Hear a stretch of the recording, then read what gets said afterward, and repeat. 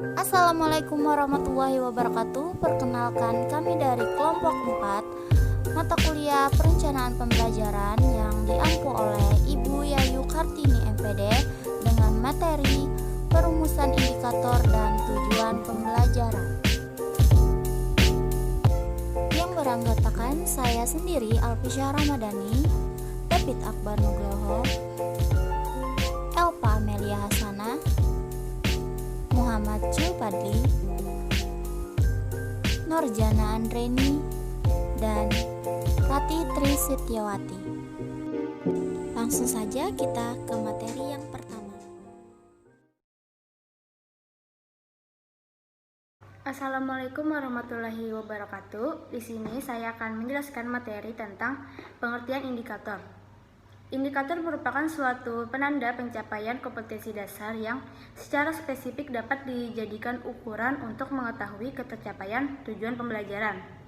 Jadi, penanda pencapaian kompetensi dasar itu ditandai oleh perubahan perilaku yang dapat diukur, yaitu mencakup seperti sikap, pengetahuan, dan keterampilan.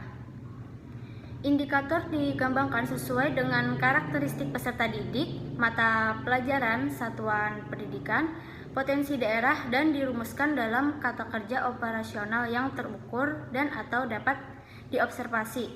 Permendiknas nomor 41 tahun 2007 juga menyatakan bahwa indikator pencapaian kompetensi ialah sikap atau perilaku yang dapat diukur dan atau diobservasi untuk menunjukkan ketercapaian kompetensi dasar tertentu yang menjadi acuan penilaian mata pelajaran.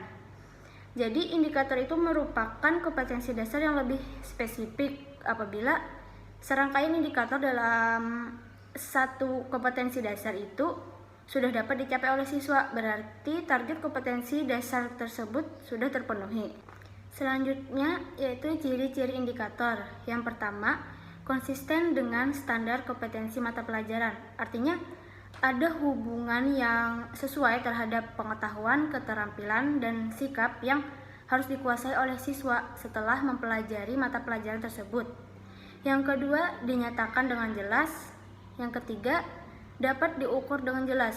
Artinya, pencapaian kompetensi dasar yang ditandai dengan perubahan perilaku siswa tersebut seperti sikapnya, pengetahuannya, keterampilannya itu harus dapat diukur dengan jelas. Yang keempat, realistik dan dapat dilakukan. Artinya, indikator itu bersifat nyata dan atau bersifat yang wajar sehingga dapat dilakukan. Yang kelima, sesuai dengan tingkat berpikir peserta didik. Artinya, indikator itu harus menyesuaikan dengan tingkat berpikir siswa agar serangkaian indikator dalam satu kompetensi dasar itu dapat dicapai oleh siswa. Yang terakhir, yang keenam, dapat dicapai dalam kurun waktu yang tersedia.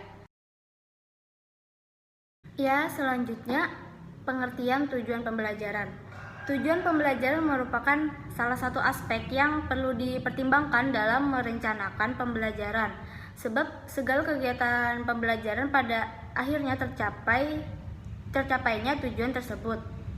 Robert F. Mager 1962 mengemukakan bahwa tujuan pembelajaran adalah perilaku yang hendak dicapai atau yang dapat dikerjakan oleh siswa pada kondisi dan tingkat kompetensi tertentu. Kemp 1977 dan David Kapel 1981 menyebutkan bahwa tujuan pembelajaran suatu pernyataan yang spesifik yang dinyatakan dalam perilaku atau penampilan yang diwujudkan dalam bentuk tulisan untuk menggambarkan hasil belajar yang diharapkan. Jadi, pembuatan tujuan pembelajaran itu tidak hanya untuk menjelaskan arah yang ingin dicapai dalam suatu kegiatan pembelajaran, tetapi dari segi hasilnya diperoleh hasil yang maksimal. Sekian dari saya, selanjutnya akan dijelaskan oleh teman saya. Ya, selanjutnya saya akan menjelaskan materi selanjutnya, yaitu C. Cara menyusun rumusan indikator. Indikator dikembangkan dari kompetensi dasar atau KD, merupakan kemampuan minimal yang dapat diobservasi sebagai pemenuhan KD dalam kompetensi inti atau KI. Indikator dapat menggunakan kata kerja operasional yang dapat diukur atau dilakukan penilaian sesuai dengan karakteristik mata pelajaran. Dalam pengembangan indikator, kita harus memahami langkah-langkahnya sebagai berikut.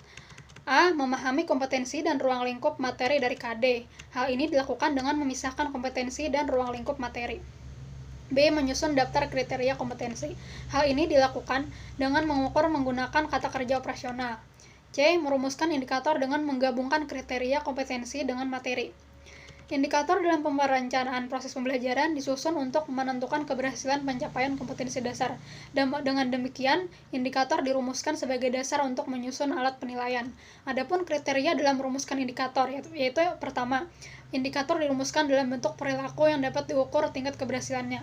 Kedua, perilaku yang diukur itu berorientasi pada hasil belajar, bukan pada proses belajar. Ketiga, setiap satu indikator hanya mengandung satu perilaku. Dan yang keempat, perilaku dalam indikator harus signifikan dengan kompetensi utama dalam pembelajaran bahasa, yakni menyimak, berbicara, membaca, maupun menulis. Selanjutnya yang D, menyusun rumusan tujuan pembelajaran. Saat Anda memiliki pernyataan tentang apa yang akan diketahui oleh siswa dan mampu dilakukan sebagai hasil dari proses belajar, maka Anda akan lebih baik dan lebih mudah dalam memilih strategi, teknologi, dan media yang digunakan. Selain memudahkan guru memilih strategi, teknologi, dan media, tujuan pembelajaran juga memudahkan guru untuk memilih cara penilaian. Manakala Anda menyatakan tujuan pembelajaran secara eksplisit, maka Anda dapat membuat penilaian untuk mengukur keterampilan dan pengetahuan yang seharusnya dikuasai oleh siswa. ABCD sebagai acuan. ABCD menyediakan acuan yang mudah kita ikuti saat menulis tujuan pembelajaran. Proses penulisan tujuan pembelajaran diawali dengan menamai audiens yang menunjukkan kepada siapa tujuan pembelajaran tersebut ditujukan. Selanjutnya, behavior yang ditunjukkan oleh siswa dan condition saat siswa menunjukkan kemampuan atau perilaku yang akan diamati. Terakhir, ABCD menyatakan degree dari pengetahuan baru dan keterampilan yang harus dikuasai. Yang pertama, audiens dulu. Sasaran siapa yang belajar dirumuskan secara spesifik agar jelas untuk siapa tujuan belajar itu diarahkan. Contohnya, siswa SD kelas 6, siswa SMO kelas 1, semester 1, dan sebagainya. Yang kedua, behavior. Perilaku spesifik yang diharapkan dilakukan atau dimunculkan siswa setelah KBM. Rumusan perilaku ini mencakup kata kerja aktif, transitif, dan objeknya. Contohnya menyebutkan bagian-bagian tumbuhan. Yang ketiga, conditions. Keadaan syarat yang harus dipenuhi atau dikerjakan siswa saat tes. Contohnya dengan mengamati tanpa membaca kamus dengan benar dan sebagainya. Yang keempat, yang degree, batas minimal tingkat keberhasilan terendah. Yang harus dipenuhi adalah mencapai perilaku yang diharapkan. Penentuan batas ini tergantung pada jenis bahan materi, penting tidaknya materi, tinggi rendahnya sekolah, sifat kemampuan yang harus dimiliki. Contohnya paling sedikit 3 buah, paling lambat 1 minggu. Minimal 80% dan sebagainya.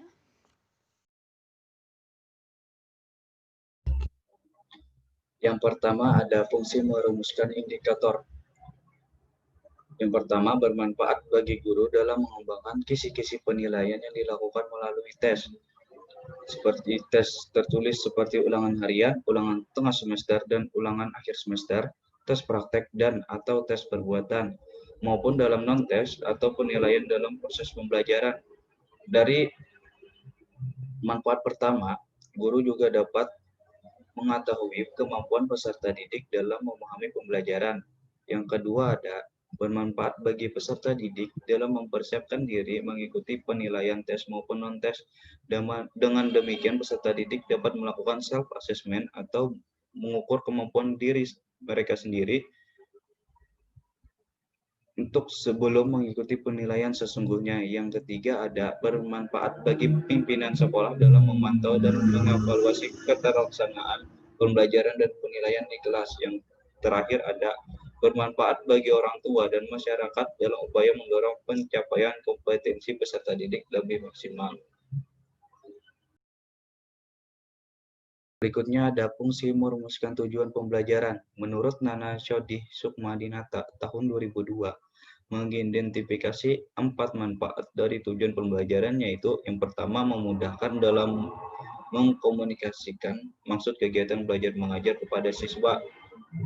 Ketika komunikasi siswa dan guru itu berjalan dengan baik, maka pemahaman untuk materi kepada peserta didik dapat ditangkap dengan mudah, sehingga siswa dapat melakukan perbuatan belajarnya secara lebih mandiri. Yang kedua ada memudahkan guru memilih dan menyusun bahan ajar. Yang ketiga ada membantu memudahkan guru menentukan kegiatan belajar dan media pembelajaran. Yang terakhir ada memudahkan guru mengadakan penilaian. Baiklah, selanjutnya akan dijelaskan oleh teman saya. Mekanisme pengembangan indikator. Yang pertama, menganalisis tingkat kompetensi dalam standar kompetensi dan kompetensi dasar. Tingkat kompetensi dapat diklasifikasi dalam 3 bagian, yaitu tingkat pengetahuan, proses, serta tingkat penerapan. Selain tingkat kompetensi, penggunaan kata kerja menunjukkan penekanan aspek yang diinginkan, yaitu mencakup sikap, pengetahuan, serta keterampilan. Dan yang kedua, menganalisis karakteristik mata pelajaran, peserta didik, dan sekolah. Pengembangan indikator memerlukan informasi karakteristik peserta didik yang unik dan beragam. Peserta didik memiliki keragaman dalam intelijensi dan gaya belajar. Setiap mata pelajaran memiliki karakteristik tertentu yang membedakan dari mata pelajaran lainnya. Perbedaan ini menjadi pertimbangan penting dalam mengembangkan indikator yang akan dikembangkan di sekolah. Dan yang ketiga yaitu menganalisis kebutuhan dan potensi. Kebutuhan dan potensi peserta didik, sekolah, dan daerah perlu dianalisis untuk dijadikan bahan pertimbangan dalam mengembangkan indikator. Penyelenggaraan pendidikan seharusnya dapat melayani kebutuhan peserta didik, lingkungan, serta mengembangkan potensi peserta didik secara optimal. Yang selanjutnya ada mekanisme pengembangan indikator. Merumuskan indikator. Indikator harus mencapai tingkat kompetensi minimal KD dan dapat dikembangkan melebihi kompetensi minimal sesuai dengan potensi dan kebutuhan peserta didik. Indikator yang dikembangkan harus menggambarkan hierarki kompetensi. Rumusan indikator sekurang-kurangnya mencakup 2 aspek, yaitu tingkat kompetensi dan materi pembelajaran. Indikator harus dapat mengkoordinir karakteristik mata pelajaran. Selanjutnya mengembangkan indikator penilaian. Indikator penilaian merupakan pengembangan lebih lanjut dari indikator pencapaian kompetensi. Indikator penilaian perlu dirumuskan untuk disajikan pedoman penilaian bagi guru, peserta didik, maupun evaluator di sekolah. Ya, sekian dari saya. Selanjutnya akan dijelaskan oleh teman saya. Selanjutnya ialah mekanisme tujuan pembelajaran. Tujuan pembelajaran di dalamnya terdapat rumusan tingkah laku dan kemampuan yang harus dicapai dan dimiliki siswa atau peserta didik setelah menyelesaikan kegiatan belajar dalam proses pembelajaran. Oleh karena itu, tujuan pembelajaran yang dibuat oleh guru haruslah bermanfaat bagi siswa dan sesuai dengan karakteristik siswa supaya tujuan tersebut dapat tercapai secara optimal. Nah, untuk memudahkan guru dalam mengembangkan dan merumuskan tujuan pembelajaran, ada beberapa kriteria yang dapat dijadikan patokan, yaitu yang pertama, menggunakan kata kerja operasional. Contohnya, siswa dapat menerapkan rumus, bukan siswa dapat memahami. Yang kedua, harus dalam bentuk hasil belajar, bukan apa yang dipelajari. Contohnya, siswa dapat menjelaskan ini, bukan siswa dapat mengetahui cara-cara. Yang ketiga, harus berbentuk tingkah laku siswa, bukan tingkah laku guru tersebut. Contohnya, siswa dapat menjelaskan ini, bukan guru yang dapat menjelaskan. Yang keempat, hanya meliputi satu jenis kemampuan agar nantinya mudah dalam menilai pencapaian tujuan. Bila lebih dari satu, maka setelah diadakan tes tersebut mungkin tidak tercapai karena siswa tidak dapat mengerjakan dengan benar, maka guru akan mengalami kesulitan dalam menentukan kemampuan mana yang belum dikuasai dan kemampuan mana yang sudah dikuasai siswa tersebut. Nah, untuk memudahkan penjabaran dan perumusan tujuan ini dapat dilakukan dengan memilah menjadi 4 komponen, yaitu yang seperti dijelaskan teman saya sebelumnya, yaitu dengan menggunakan acuan ABCD, yaitu audience, behavior, condition, dan degree. Tujuan merupakan dasar untuk mengukur keberhasilan pembelajaran dan juga menjadi landasan untuk menentukan materi, strategi, dan media pembelajaran. Berdasarkan sumbernya, tujuan pembelajaran dapat didasarkan atas kebutuhan masyarakat dan kebutuhan organisasi ataupun kebutuhan individu. Sedangkan menurut jenis perilakunya, tujuan dibedakan menjadi 3, yaitu berupa kognitif, afektif, dan psikomotorik. Nah, di dalam ranah kognitif ini menekankan pada aspek intelektual siswa dan memiliki jenjang dari yang rendah sampai yang tinggi, yaitu pengetahuan, pemahaman, penerapan, analisis, sintesis, dan evaluasi. Selanjutnya yaitu ranah afektif. Ranah afektif ini adalah sikap, perasaan, emosi, dan karakteristik moral yang diperlukan untuk kehidupan di masyarakat. Dengan demikian, ranah ini sangat diperlukan bagi siswa. Menurut Bloom, ranah afektif ini terbagi menjadi 5. Yang pertama itu penerimaan, receiving, yaitu kemampuan siswa untuk mau mendengarkan materi. Yang kedua, sambutan atau responding, yaitu kemampuan siswa untuk memberikan timbal balik positif. Yang ketiga yaitu menilai, valuing, yaitu penerimaan terhadap nilai-nilai yang ditanamkan dalam pembelajaran.